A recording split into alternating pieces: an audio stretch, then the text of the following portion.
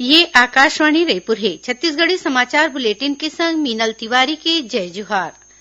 छत्तीसगढ़ विधानसभा के शीतकालीन सत्र आज सिरागे। ये सत्र 6 दिसंबर तक चलैया रहीस, फिर एला 4 दिन पहिलीच खत्म कर देगीस। विधानसभा अध्यक्ष डॉक्टर चरणदास महंत ह बताइन कि ये सत्र म 6 ठिन बैठका होइस, जेमा 30 घंटा चर्चा करेगीस।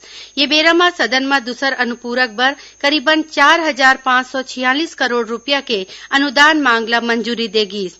सदन में विनियोग समेत 8 विधेयक पारित होइस। मुख्यमंत्री भूपेश बघेल विधानसभा में सदन के पटल में भारत के नियंत्रक महालेखा परीक्षक के ऑडिट रिपोर्ट घलो राखिन।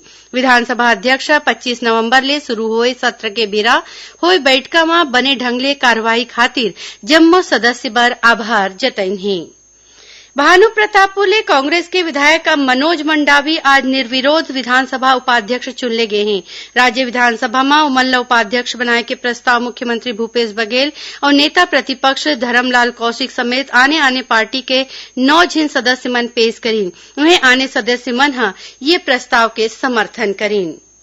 मुख्यमंत्री भूपेश बघेल कहने कि राज्य में अभी किसान मन के धान 1815 और 1835 रुपया कुंटल के दर ले बिसाए जाथे। फिर अवैया बजट में प्रावधान करके योजना में बकाया रकम किसान मन ला दे जाही। ये बात मुख्यमंत्री ह कालीदुर्ग जिला के पाटन विकासखंड के गांव बटरेल में राखे गए एक ठिन कार्यक्रम में किहिन। ओमन किहिन की केंद्र ले छत्तीसगढ़ के विशेष स्थिति ला देखत अनुरोध करे गे हे कि राज्य सरकार ला किसान मन ले 2500 रुपया में धान बिसाए के मंजूरी दे जाए। नगरीय निकाय चुनाव में पार्षद पद के उम्मीदवार बर चुनाव काम में खर्च के सीमा तय करे गे हे। राज्य निर्वाचन आयोग के मुताबिक नगर पालिक निगम रायपुर के पार्षद प्रत्याशी चुनाव में उम्मीदवार 5 लाख रुपया तक खर्च कर पाही। उन्हें नगर पालिक निगम बिरगांव के पार्षद उम्मीदवार 3 लाख रुपया, आने नगर पालिका परिषद के पार्षद उम्मीदवार 1.5 लाख रुपया और नगर पंचायत के पार्षद पद के उम्मीदवार 50,000 रुपया तक के राशि खर्च कर सकी। बस्तर क्षेत्र में नगरीय निकाय चुनाव पर मतदान के बेरा में थोर बहुत फेर बदल होए है। 21 दिसंबर के मतदान के दिन अब बिहनिया 8 बजे ले संझा 5 बजे तक वोट डाले जा सकी। पहली ये बेरा बिहनिया 7 बजे ले मंझनिया 3 बजे तक तय करे गे रहीस।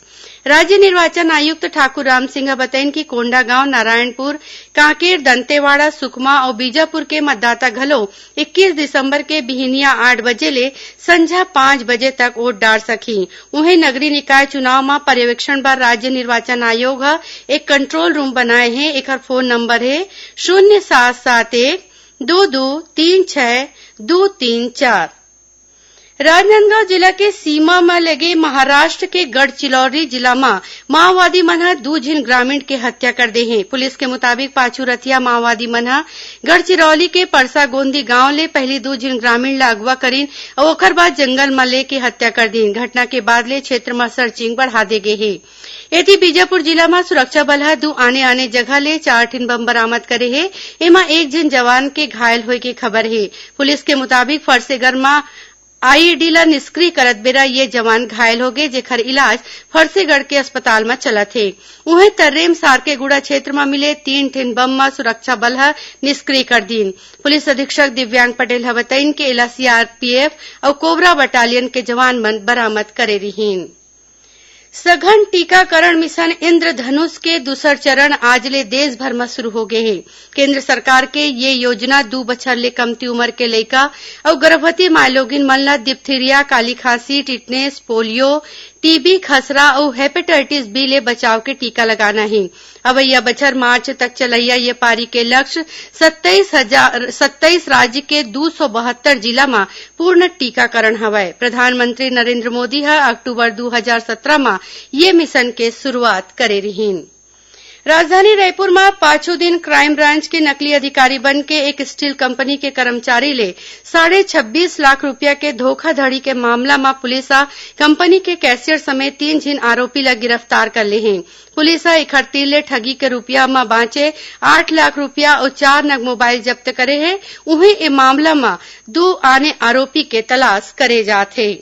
एकलव्य आदर्श आवासीय विद्यालय के राज्य स्तरीय खेल प्रतियोगिता आज ले राजधानी रायपुर में शुरू हो गए।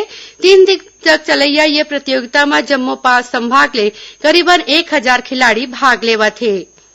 एकरे संग छत्तीसगढ़ी समाचार बुलेटिन इहें सिरावत है। जय जोहार।